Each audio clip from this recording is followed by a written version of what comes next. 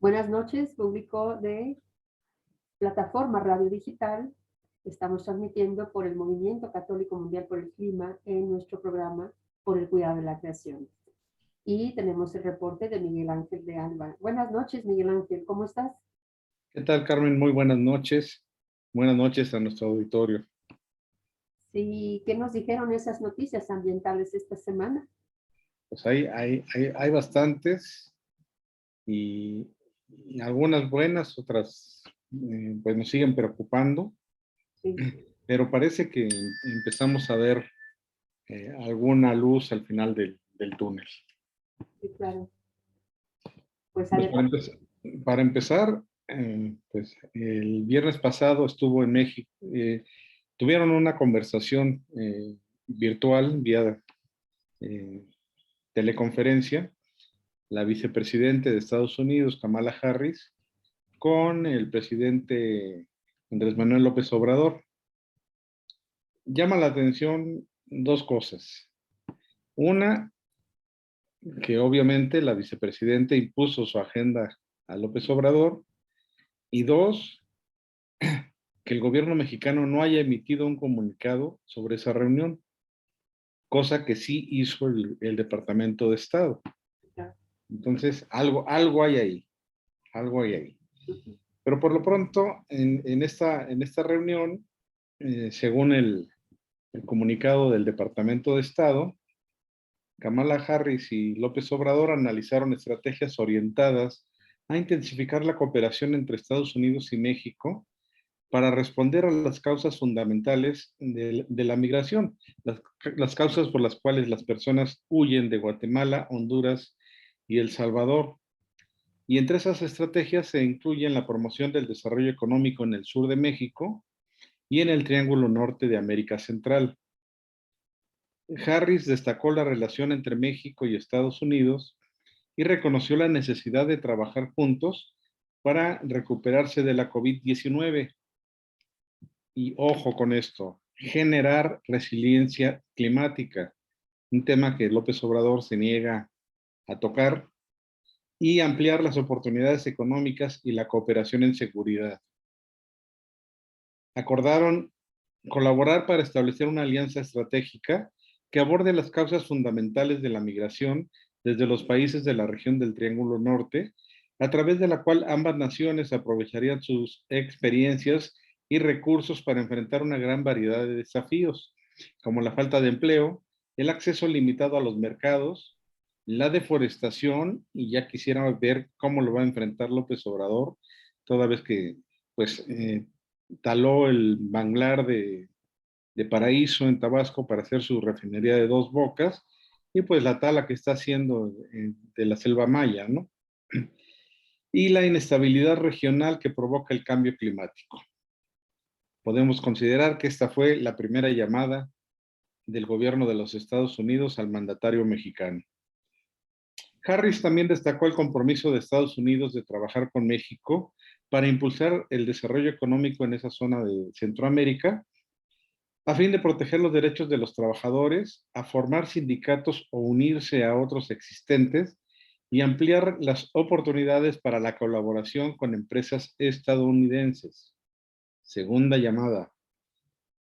Digo segunda llamada porque ya hay un buen número de empresas norteamericanas que han dicho al gobierno de Biden-Harris que México viola el articulado del Tratado Comercial con Estados Unidos y Canadá, especialmente con con las reformas hechas a la ley de hidrocarburos. Y para colmo, este fin de semana pasado, después de la reunión con Kamala Harris, el presidente dice que en el corredor transísmico se van a crear polos de desarrollo, los cuales se van a concesionar a la Marina y que de ninguna manera van a entrar la iniciativa privada y mucho menos, así lo dijo, mucho menos la inversión extranjera. Así es que imagínate qué señales está mandando.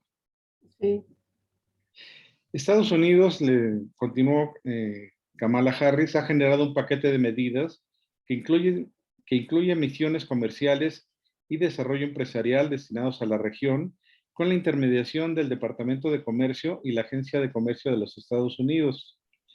e inversiones a través de la Corporación Financiera de Desarrollo Internacional. Este paquete complementa otras inversiones anteriores en la región y resulta emblemático de la alianza con México, además de representar un paso más de los muchos que, asegura Harris, se darán en este plano. Por último, los gobernantes hablaron sobre su intención de impulsar una acción bilateral contra el contrabando de migrantes y la trata de personas, que combinará la actuación de las fuerzas del orden de ambas naciones para desmantelar las redes criminales.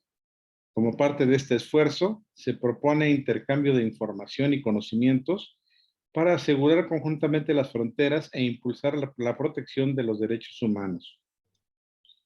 Y una cosa muy importante, la vicepresidenta Harris ofreció regresar el 8 de junio a México. Aparentemente es una fecha X, una fecha cualquiera, pero da la casualidad que es 2 días después de las elecciones intermedias en México, Así es. donde se van a definir 15 gubernaturas, los integrantes de la Cámara de Diputados y un gran número de alcaldías, incluyendo las de la Ciudad de México. Así es que, como decimos acá en México, no dio paso sin guarache. Yo quisiera saber cuántos de esos candidatos están comprometidos con el medio ambiente. Te puedo asegurar que casi ninguno, ¿eh? Perdón. Y es más, les hablas de medio ambiente y haz de cuenta que les estás hablando de Marte o de Júpiter. ¿Sí? O de una mentira, ¿no? Porque mucha gente le creyó a Donald Trump que el cambio climático era falso, que era una noticia creada. Y mucha gente se lo creyó, ¿no? Desafortunadamente, y no nada más personas comunes como nosotros, sino también mandatarios, también líderes de sus países se lo creyeron. Sí, y aún gente de la ciencia, ¿no? O sea, hay un sector de la ciencia que también está en contra y que está en contra de que sea el factor humano el que ha detonado el cambio climático. Y hablando de eso precisamente, pues fíjate que comienzan algunas buenas señales, pero revisados por los expertos, los escenarios que se presentan con los compromisos alcanzados en la cumbre climática convocada por Joe Biden, parece que el alza de la temperatura global proyectada de las promesas del Acuerdo de París cae a 2.4 grados, según la organización Climate Action Tracker. Los anuncios gubernamentales de nuevos objetivos climáticos han reducido el calentamiento proyectado para finales de siglo en 0.2 grados Celsius. Este calentamiento proyectado desde un escenario optimista, ya ves que los científicos hacen escenarios para todo, Sí, que van desde lo muy optimista hasta lo muy pesimista, ¿no? sí. Entonces, en el escenario optimista, se asume la implementación completa de todos los objetivos netos cero, y logran una reducción de 2 grados Celsius. Si bien el número de países que adoptan o consideran objetivos netos cero aumentó a 131, que son los que emiten el 73% de las emisiones globales de gases de efecto invernadero, no es el número de países, sino los objetivos actualizados del Acuerdo de París para 2030, los que más contribuyen a la disminución de estas emisiones. El Acuerdo de París está impulsando el cambio, motivando a los gobiernos a adoptar objetivos más estrictos, pero aún queda mucho camino por recorrer, especialmente porque la mayoría de los gobiernos aún no tiene políticas para cumplir sus promesas.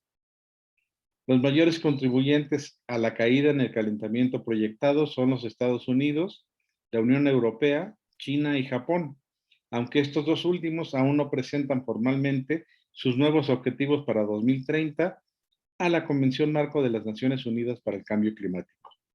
Canadá anunció un nuevo objetivo, Sudáfrica incrementa sus metas tras una consulta pública, Argentina anunció un mayor fortalecimiento del objetivo presentado en diciembre pasado y el Reino Unido dio a conocer un objetivo más fuerte para 2035. Los líderes de India, Indonesia, México, Rusia, Arabia Saudita y Turquía Sí hablaron en la cumbre climática de los Estados Unidos, pero no anunciaron mayores ambiciones en sus contribuciones nacionalmente determinadas. Corea del Sur, Nueva Zelanda, Bután y Bangladesh se comprometieron a presentar sus contribuciones más fuertes este año. Australia se comprometió vagamente a alcanzar el cero neto en una fecha no especificada, pero no actualizó sus metas para 2030. Brasil adelantó su objetivo de neutralidad climática, pero cambió su línea de base, lo que debilitó su objetivo para 2030. Poco más del 40% de los países que ratificaron el Acuerdo de París y que representan la mitad de las emisiones mundiales y casi un tercio de la población mundial, han presentado sus contribuciones nacionalmente determinadas actualizadas. Los cálculos finales sobre la brecha de emisiones de 2030 entre las promesas del Acuerdo de París y una vía de 1.5 grados Celsius muestran que se ha reducido esta brecha entre 11 y 14%. Entonces, pues empieza a haber buenas noticias, pero, pues, como dijeron los científicos, todavía estamos muy lejos y todavía hay mucho que hacer, ¿no?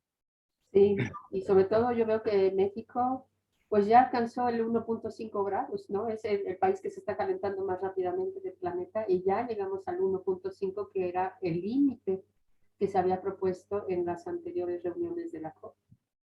Y Así es, y México se está calentando pues casi al doble que el resto de los países, así que qué barbaridad, es vergonzoso. es Los totalmente. aguacates tal vez les dejen dinero a algunas personas, pero la devastación de forestal que ha creado, pues nos va a Forestal tener con problemas muy serios. Fíjate que el fin de semana, hace 2 semanas, estaban cerradas algunas carreteras de Iztapan de la Sala hacia Toluca, precisamente porque los agricultores pues ya no aguantaban la sequía, ¿no? Ya era una cosa tremenda. Gracias a Dios ayer y antier ha llovido, pero sí a nivel nacional la cuestión es ya muy grave. Sí se están viendo esas consecuencias porque son los árboles los que llaman la lluvia, ¿no? Entonces esa deforestación por sembrar aguacates, pues ha sido una tragedia más que una ayuda económica, es una tragedia ecológica que ha afectado a todo el país. Así es, y no solo la deforestación, el aguacate necesita una gran cantidad de agua. Así es. Y sin lluvias, pues, ¿cuándo? Sin lluvias y con sequía en el 83% del país, Sí, es tremendo. está grave. Y además, pues hay que considerar que México está construyendo nueva infraestructura, pues con centrales eléctricas alimentadas con carbón, el aumento del uso del gas natural como fuente de electricidad, y eso no son buenas señales. No, claro que no. Por cierto, una evaluación global de metano publicada por la Coalición por el Clima y Aire Limpio y el Programa de las Naciones Unidas para el Medio Ambiente, mostró que las emisiones de metano causadas por el hombre se pueden reducir hasta en un 45% en esta década, o sea, de aquí a 2030. Pero dijeron cómo. Esto evitaría casi 0.3 grados Celsius de calentamiento global para 2045 y sería una meta consistente con mantener el objetivo del Acuerdo Climático de París de limitar la temperatura global a 1.5 grados. Esta evaluación integra por primera vez el clima, los costos de la contaminación del aire y los beneficios de la mitigación del metano. El metano es un ingrediente clave en la formación de ozono a nivel de suelo. Es eso que conocemos como smog o nieblumo y que es un poderoso forzador climático y peligroso contaminante del aire. Una reducción como la que proponen del 45%, y ojo con estas cifras, evitaría 260,000 muertes prematuras, 775,000 visitas al hospital relacionadas con el asma, 73 mil millones de horas de mano de obra perdida por calor extremo y 25 millones de toneladas de pérdidas de cultivos al año. Que son cifras significativas. Muy significativas y muy importantes. Con esto, pues nos damos cuenta que los beneficios para la sociedad, las economías y el medio ambiente son numerosos y superan con creces el costo. según informó Inger Andersen, la directora ejecutiva del PENUMA. Así es. Y- Lo peor del caso es de que estas emisiones, este gas de metano, a quien más afecta son a las personas que viven cerca de zonas industriales. Y la salud se ve afectada tremendamente. Es una injusticia social muy grave esta. Totalmente de acuerdo. Y pues ya que hablamos de estos males que provoca la contaminación, esta misma semana se dio a conocer que los profesionales de la salud pueden, y hay quienes argumentan que deben, desempeñar varios roles para abordar el cambio climático, incluida la promoción de soluciones de políticas ambientales. Aunque muchos profesionales de la salud ven el cambio climático como una causa importante de los daños a la salud y sienten la responsabilidad de educar al público y a los legisladores, la evidencia sugiere que la participación en los esfuerzos de promoción es menos extendida. En un artículo, los investigadores utilizaron datos de encuestas de profesionales de la salud en 12 países para identificar los factores asociados con la voluntad de estos profesionales para participar en una campaña de promoción global para alentar a los líderes mundiales a fortalecer sus compromisos con el Acuerdo de París. Lo que descubrieron fue que el consenso de expertos percibido es en torno a la creencia de que el cambio climático está ocurriendo y es causado por el hombre. O sea, ya están convencidos de eso. Vaya.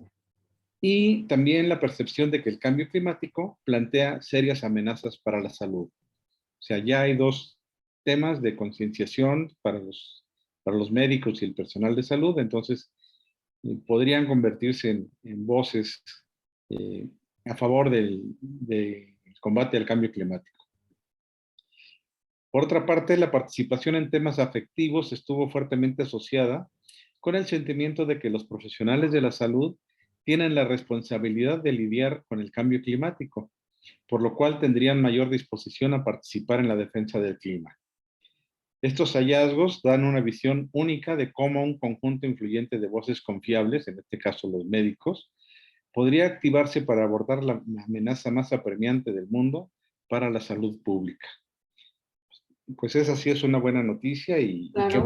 qué bueno que los profesionales de la salud se estén interesando en estos temas, porque efectivamente los casos de asma, de agravamiento de la enfermedad pulmonar obstructiva crónica, pues son cada vez mayores pues afectan mucho el sistema de salud. Y hablando de salud, Carmen, ya sabemos que ya están aquí las vacunas contra la COVID, Ujú. pero ¿tú le has pedido a algún santo que te libre de la COVID? No. No, porque sé que eso depende de nosotros, no del cielo, no de ninguna fuerza del universo, sino de nosotros. Exactamente, pero seguramente en más de una ocasión has escuchado el siguiente diálogo. Se salvó gracias, Santa Corte Celestial. Y ponle el nombre del santo que quieras, ¿no? Ajá, Se murió, la culpa es de los médicos. ¿Cuántas y cuántas veces lo hemos escuchado, no? sí. Y lo increíble es que aún ahora en el siglo XXI es frecuente escuchar este tipo de razonamientos populares, pero lo más increíble es que este tipo de razonamientos han llegado a las publicaciones especializadas en investigación. Caso concreto, Science Direct, en su volumen 18 de Ética, Medicina y Salud Pública, da a conocer un informe sobre la fe de las personas en los santos católicos. A falta de un tratamiento considerado universalmente eficaz y de una vacuna validada por las autoridades sanitarias en todo el mundo, los investigadores querían saber a qué santo católico acudía la comunidad cristiana en caso de contagio con la COVID-19 para solicitar una curación milagrosa. Realizaron una encuesta en línea a una muestra de 1,158 adultos que usaban herramientas de redes sociales. El estudio médico antropológico reveló la psicología de los pacientes occidentales frente a los medios mágicos religiosos utilizados en la lucha contra las enfermedades, particularmente en un contexto epidémico y pandémico. La relación entre religión y medicina es bien conocida en las comunidades humanas desde la antigüedad. La medicina medieval se basó en las doctrinas hipocrática y galénica, pero también se caracterizó por influencias espirituales y divinas.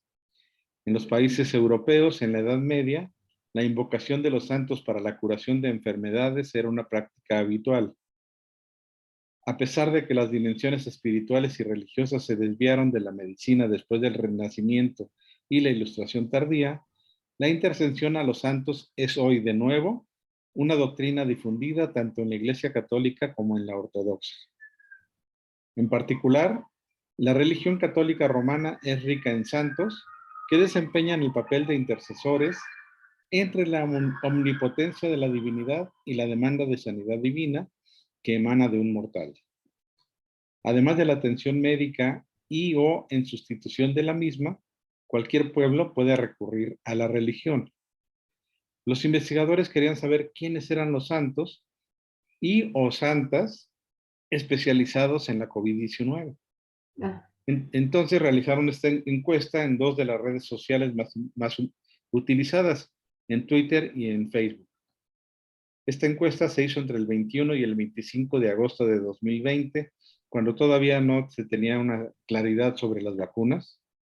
Y la pregunta que hicieron fue, ¿a qué santo le rezarías por luchar contra una infección por la COVID? El total de seguidores a los que se dirigió la pregunta fue de 15,840 personas y 1,158 participantes adultos anónimos fueron quienes respondieron.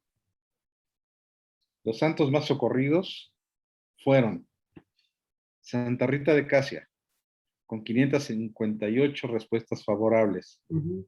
San Roque, con 268. San Sebastián, con 95.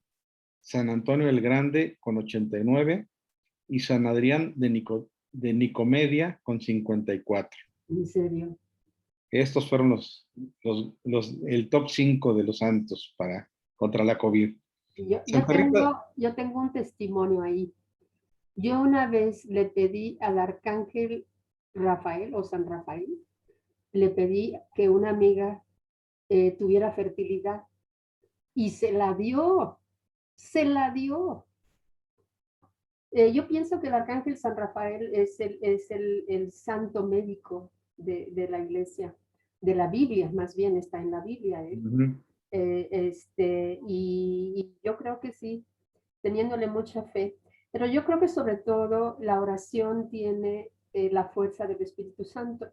La fuerza del Espíritu Santo pues es la que promueve las voluntades, ¿no? Es la que busca las voluntades para que las cosas se hagan. Pero ya una pandemia, ¿verdad? Una pandemia. Yo sí creo en los milagros, claro que sí. Pero sobre todo la pandemia pues se trataba de cuidarnos, ¿no? De evitar así es, el contagio. así es. Y entre las razones que estos investigadores encontraron destacan Santa Rita de Casia es considerada patrona de las causas perdidas y es invocada en las situaciones más difíciles.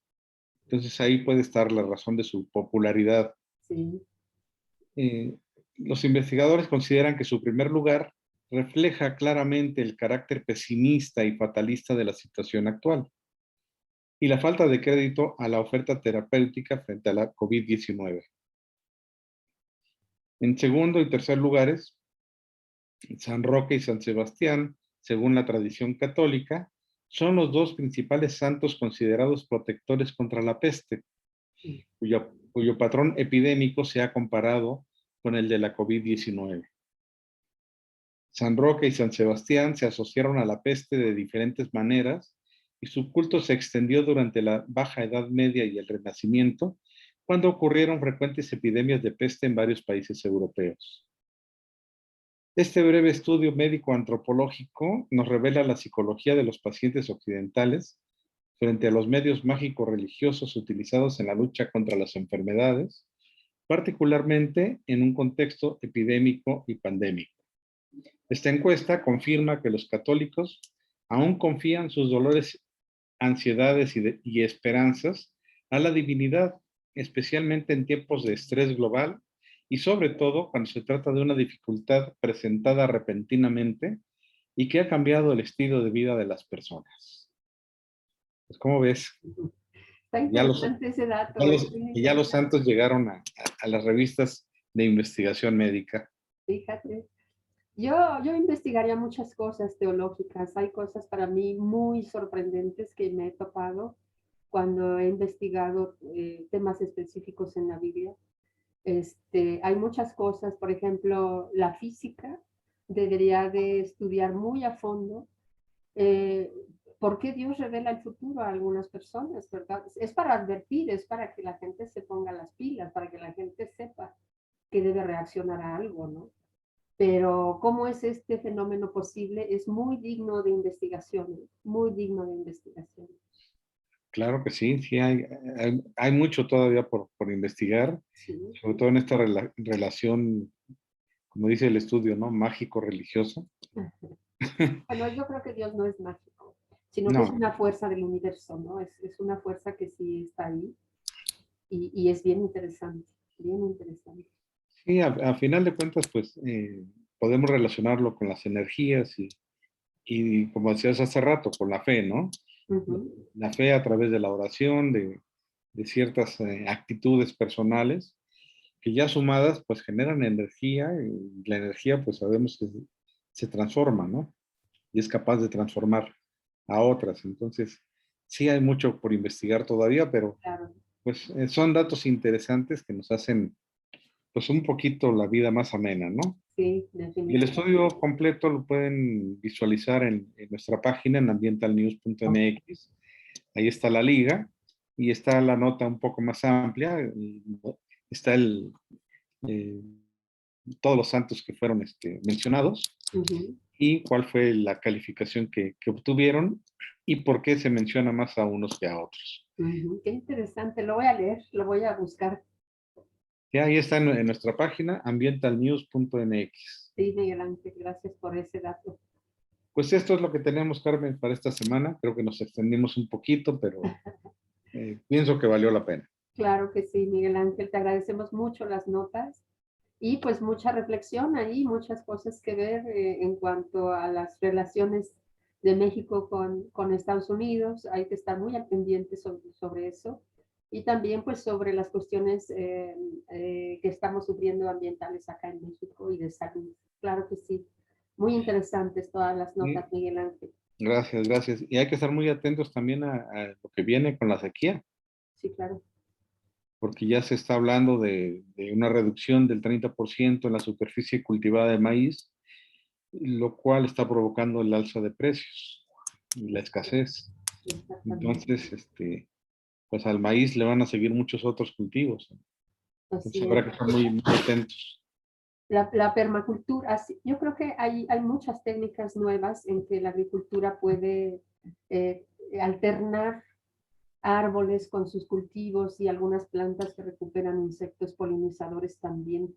Yo creo que es momento de educar mucho a los campesinos para que podamos recuperar espacios verdes y apoyar a la agricultura, porque si no lo hacemos así, pues pues nos puede llevar a hambrunas muy, muy graves, ¿no?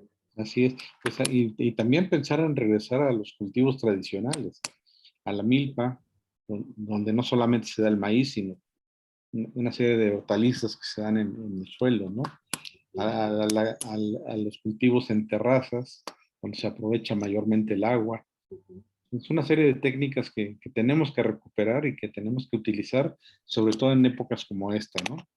Claro.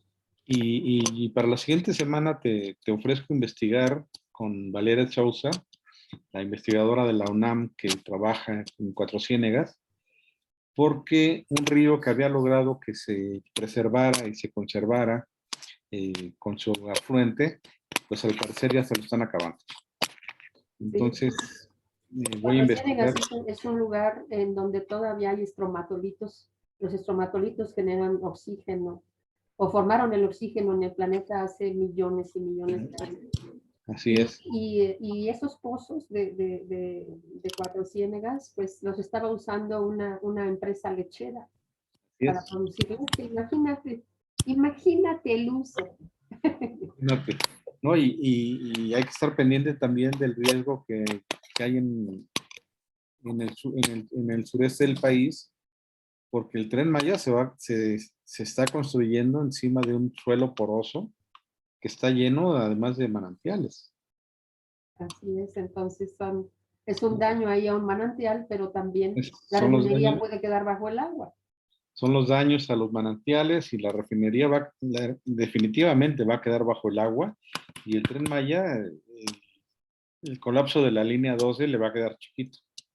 Sí, así es. Y parece que son las mismas empresas las que están manejando Son, esto, ¿verdad? son las mismas.